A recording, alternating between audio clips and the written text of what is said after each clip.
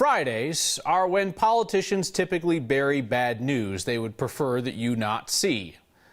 Odd time to launch a campaign for governor of Colorado, but the biggest named Republican considering a run for governor had her campaign kind of plop into public view today.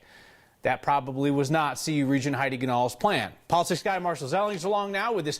We usually call this a Friday afternoon news dump, but I guess this is what, like a campaign dump? Well, I was going to tell a story about how I used to go to all week I've been going to the Secretary of State's website to look for a candidate affidavit that says that Republican Heidi Ganahl is going to run for governor, except today it didn't exist until 2 minutes ago when I just found it. Before, it was simply a candidate committee that was formed called Heidi for Governor that showed up on the website that kind of said the surprise is gone, but this candidate affidavit really ruins the surprise now that there is a Republican Heidi Ganahl running for governor in Colorado.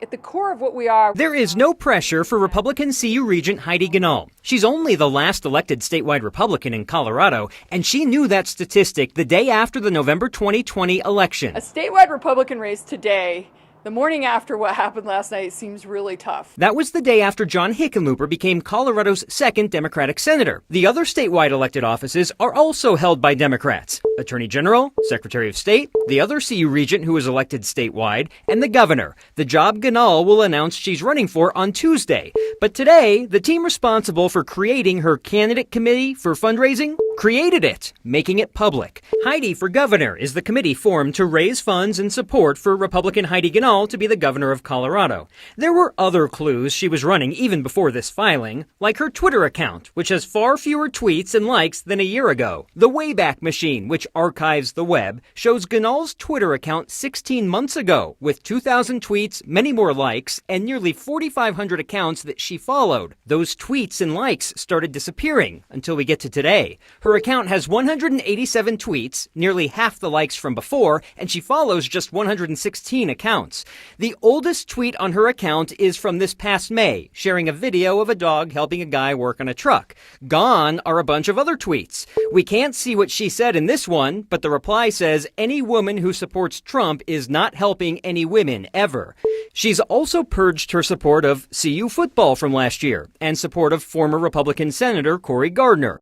Just because the support of CU football is gone, I still think the CU Regent supports CU football. I will point out, when she won her statewide race in 2016, she won by 2 points, 56,000 votes. Since then, we've had, last year we saw that President Biden won by 13 points and John Hickenlooper won by 9 points. That's a big hill to climb over. That is.